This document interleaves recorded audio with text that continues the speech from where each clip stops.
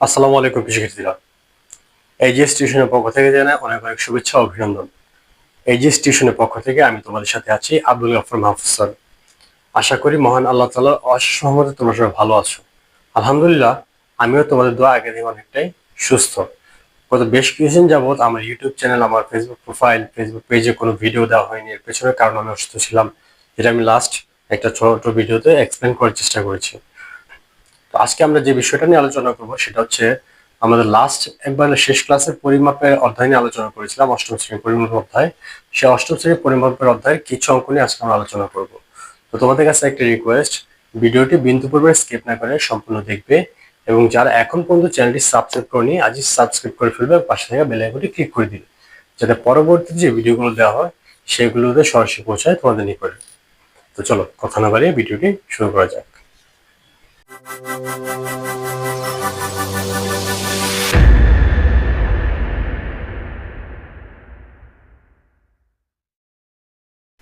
প্রিয় শিক্ষার্থীরা, আজকে আমরা অনুশীলনী 3-এর 16 নম্বর অঙ্ক থেকে আমরা আলোচনা করার চেষ্টা করবো ইনশাআল্লাহ। তো 16 নম্বর অঙ্কটি আমি একটু আলোচনা করছি, সেটি হচ্ছে একটি ত্রিভুজাকৃতির জমির ক্ষেত্রফল 264 বর্গমিটার, এর ভূমি 22 মিটার হলে উচ্চতা নির্ণয় করো। অর্থাৎ তুমি একটি ত্রিভুজাকৃতির জমি কল্পনা করো, হ্যাঁ। তো এই জমিটার যে ক্ষেত্রফল, এই ক্ষেত্রফল হচ্ছে 264 বর্গমিটার, এবং এর ভূমি দেওয়া আছে আমাদের কত, 22 মিটার। যদি এরকমটা হয়ে থাকে তাহলে আমাদের জমির উচ্চতাটা বের করতে হবে, হ্যাঁ। তো এখন ত্রিভুজের যে ক্ষেত্রফলের সূত্র আমরা জানি হাফ ইন্টু ভূমি ইন্টু উচ্চতা। ত্রিভুজ ক্ষেত্রে ক্ষেত্রফলের সূত্র হচ্ছে হাফ ইন্টু ভূমি ইন্টু উচ্চতা। তো চলো আমরা এটাকে সমাধান করি। এখানে 16 নাম্বার দেওয়া আছে, বা আমরা আগে লিখতে হবে ধরেই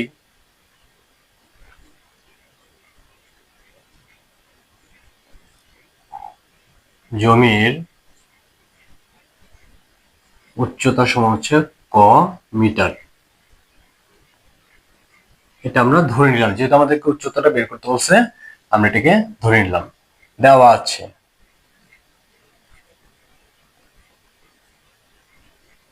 আছে জমির ক্ষেত্রফল সমান কত দেওয়া আছে, 264 বর্গ মিটার, এবং দেওয়া আছে ভূমি দেওয়া আছে আমাদের কত, ভূমি দেওয়া আছে আমাদের হচ্ছে 22 মিটার।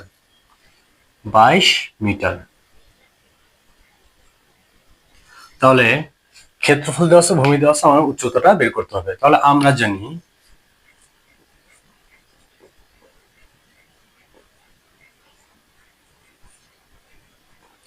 ত্রিভুজ ক্ষেত্রের ক্ষেত্রফল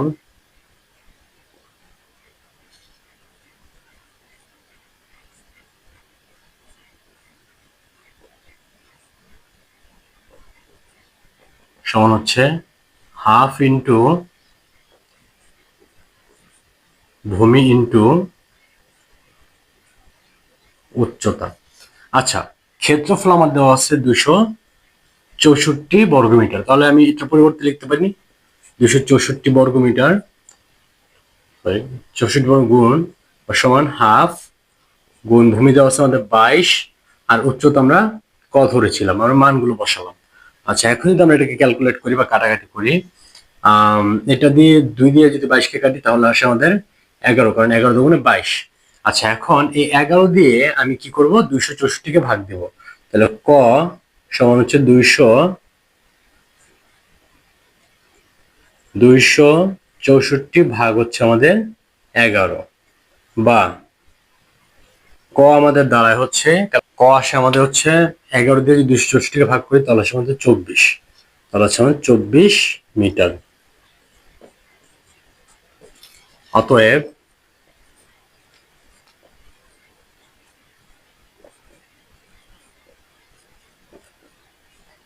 ত্রিভুজের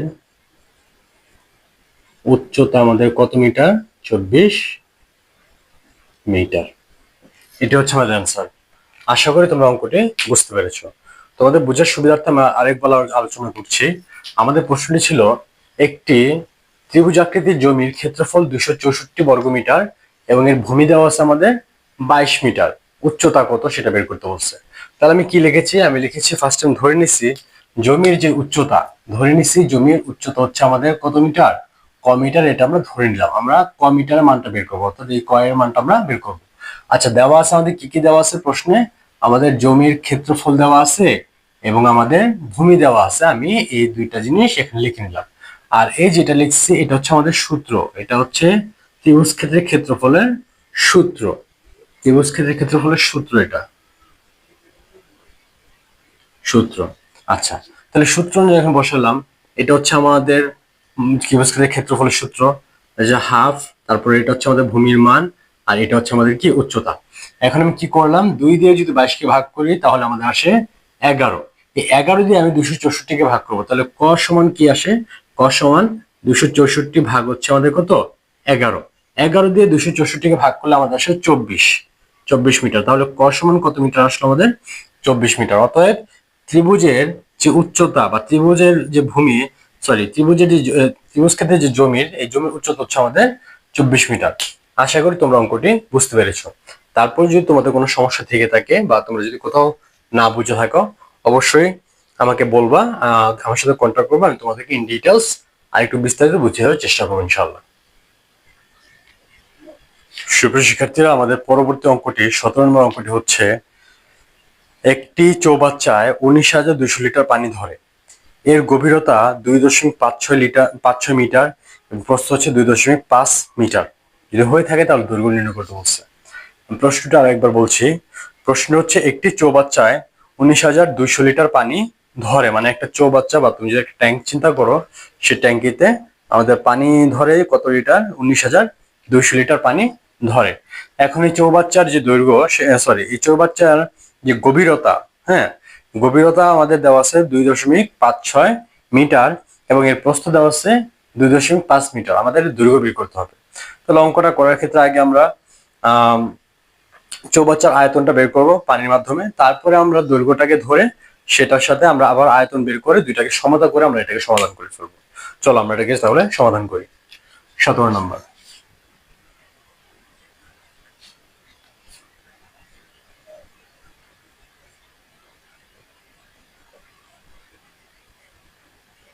দেওয়া আছে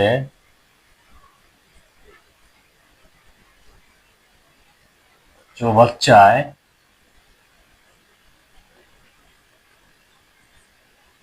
পানি ধরে 19,200 লিটার, এটা আমাদের প্রশ্ন দেওয়া আছে।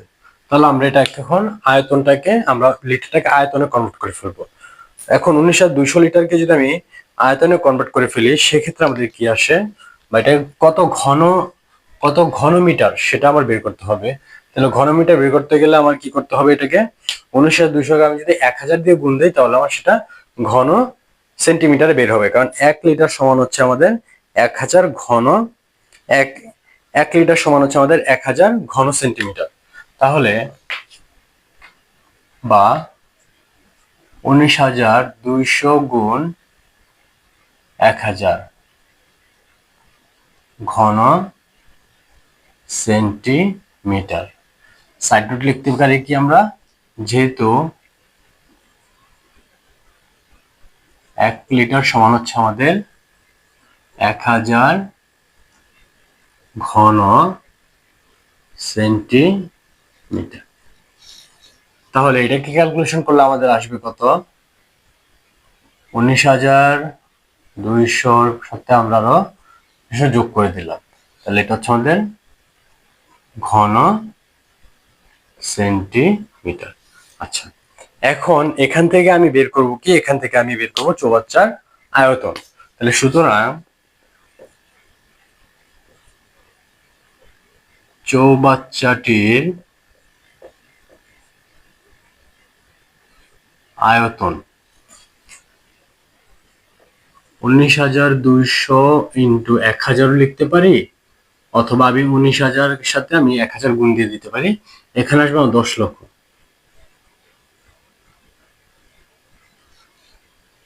হ্যাঁ, এটা হচ্ছে আমার মিটার আসবে, ঘন মিটার আসবে, সরি। এখন প্রশ্ন হচ্ছে এই যে আমি 10 লক্ষ ঘনমিটার কোত্থেকে আনলাম। হ্যাঁ, এটার উত্তরটা হচ্ছে আমাদের 1 ঘনমিটার। 1 ঘনমিটার সমান হচ্ছে 10 লক্ষ ঘন সেন্টিমিটার। আমরা এখানে সাইড রুট লিখতে পারি, এখানে 1 ঘনমিটার সমান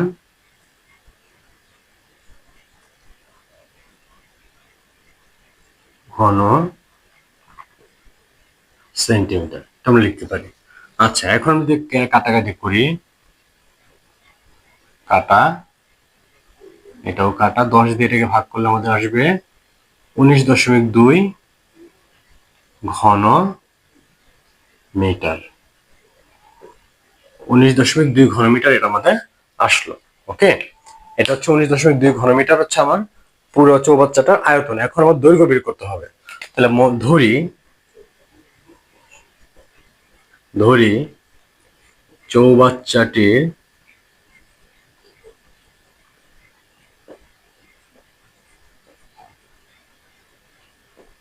দৈর্ঘ্য হচ্ছে ক মিটার। সুতরাং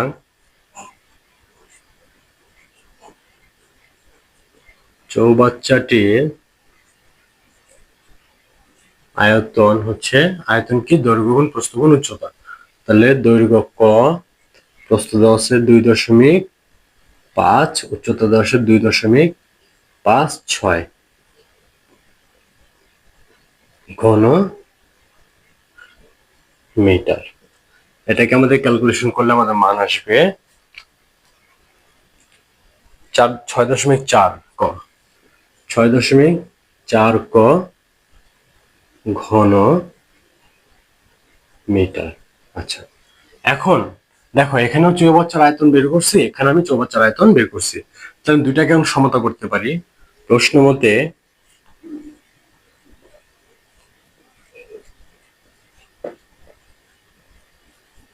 6.4 ক সমান হচ্ছে 19.2 বা ক সমান হচ্ছে 19.2 ডিভাইডেড বাই 6.4, বা ক সমান আমাদের ক্যালকুলেট করলে আমাদের মান আসবে হচ্ছে আমাদের 3 মিটার।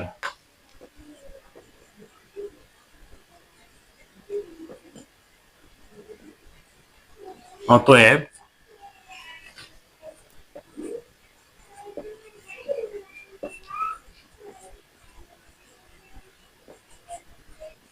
চৌবাচ্চাটির দৈর্ঘ্য 3 মিটার। এটা হচ্ছে আমাদের উত্তর। আশা করি তোমরা অঙ্কটি বুঝতে পেরেছো। আমি আরেকটু ডিটেলস বুঝিয়ে দেওয়ার চেষ্টা করছি, অনেকের কনফিউশন থাকতে পারে, আমি সেই কনফিউশনটা দূর করে দেওয়ার চেষ্টা করছি। হ্যাঁ, একটু মনোযোগ দিয়ে তোমরা খেয়াল করে দেখো।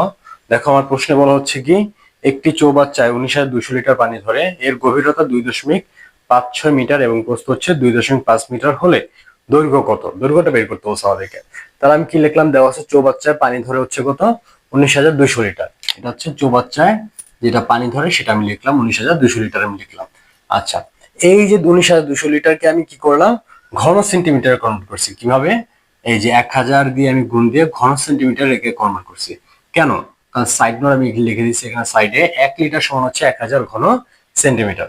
আচ্ছা, তাহলে আমাদের কত আসে, এটা এই লাইনটা না লিখলেও হয়, আমাদের এটা মুছে হইলে এই লাইনটা না লিখলে হয়। তাহলে চৌবাচ্চার আয়তন আমাদের এটাকে মিটারে কনভার্ট করতে হবে। তাহলে 19,200 গুণ 1000 ভাগ হচ্ছে 10 লক্ষ। 10 লক্ষ কেন লিখলাম? কারণ 1 ঘন মিটার সমান হচ্ছে 10 লক্ষ ঘন সেন্টিমিটার। আমি আবার বলছি, 1 ঘন মিটার সমান হচ্ছে 10 লক্ষ ঘন সেন্টিমিটার।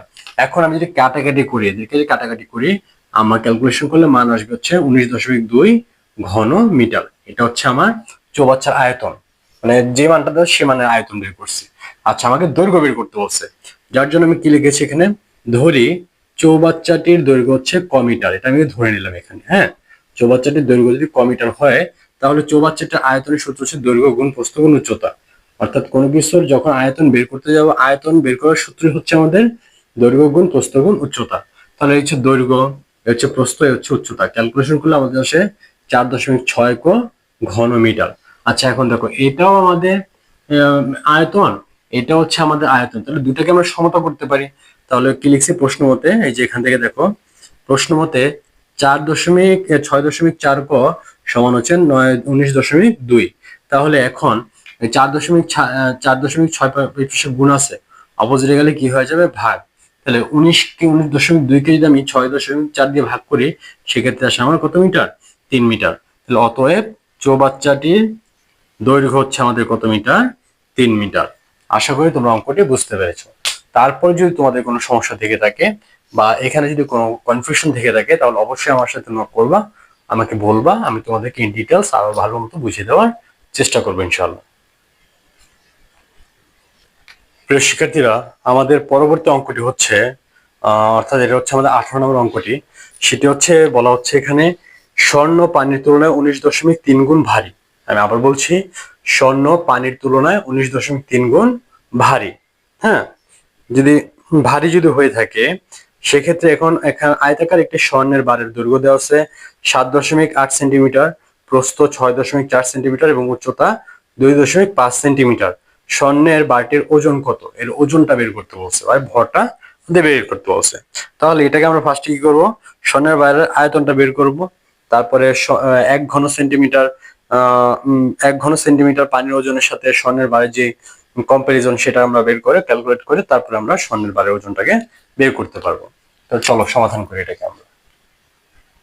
18 নাম্বার দেওয়া আছে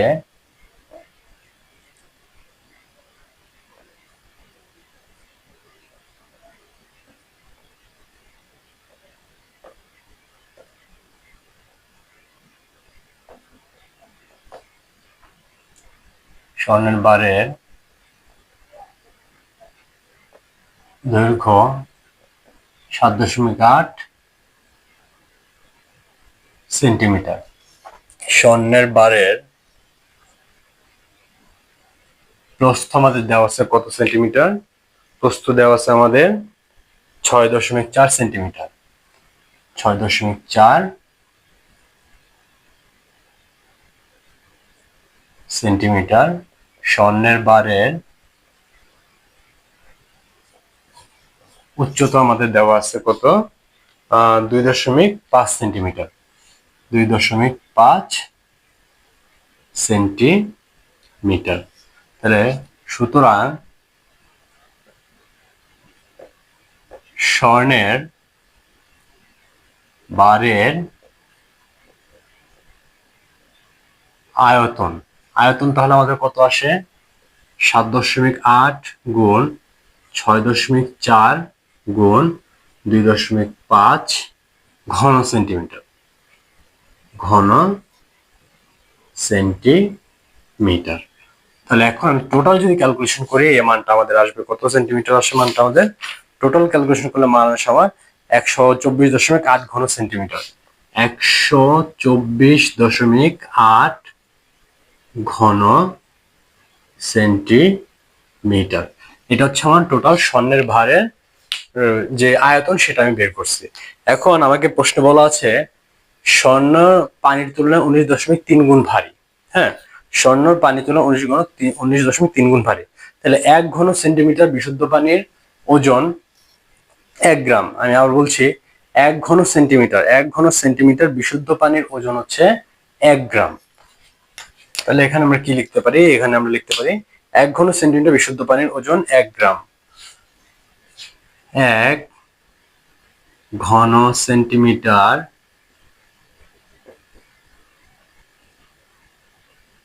বিশুদ্ধ পানির ওজন 1 গ্রাম। আর স্বর্ণ পানির তুলনায় 19.3 গুণ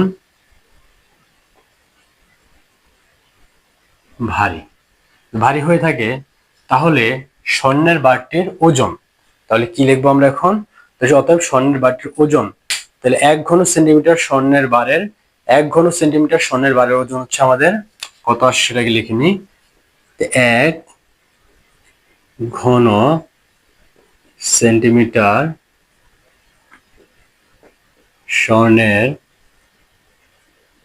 বারের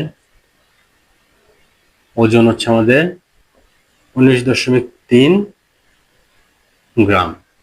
তাহলে সুতরাং কত 124.8 ঘন সেন্টিমিটার স্বর্ণের বারের ওজন কত আসবে আমাদের 1 গুণ 124.8 গুণ 19.3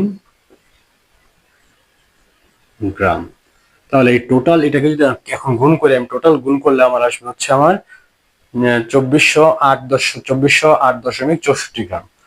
2408.64 গ্রাম।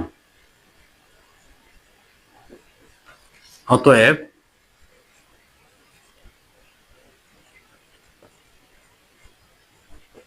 স্বর্ণের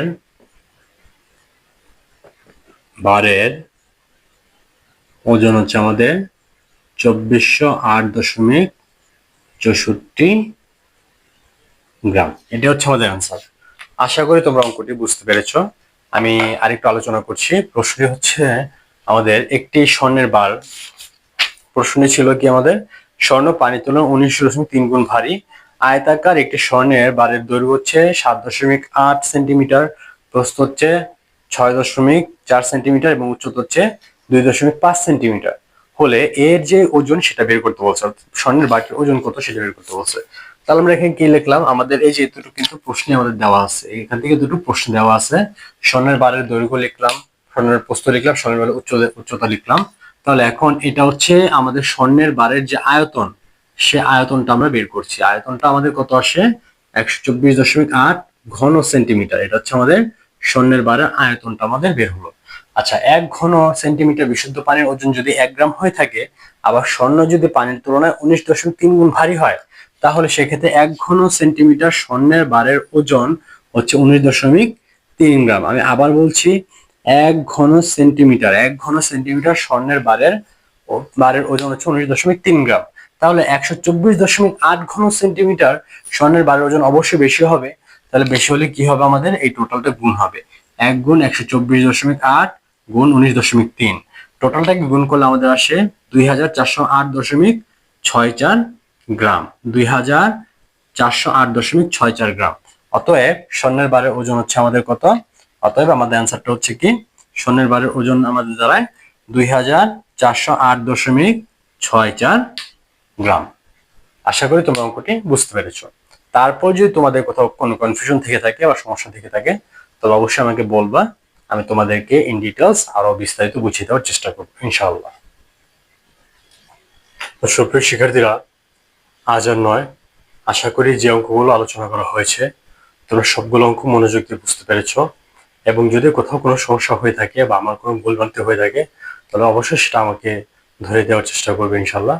আমি অবশ্যই সেটাকে শুধরে নেওয়ার চেষ্টা করবো ইনশাআল্লাহ। আর যদি তোমাদের কোথাও বুঝতে সমস্যা হয় বা বুঝতে না পারো, তাহলে অবশ্যই তোমরা আমার সাথে কমিউনিকেট করবে, আমি তোমাদেরকে বুঝিয়ে দেওয়ার চেষ্টা করব।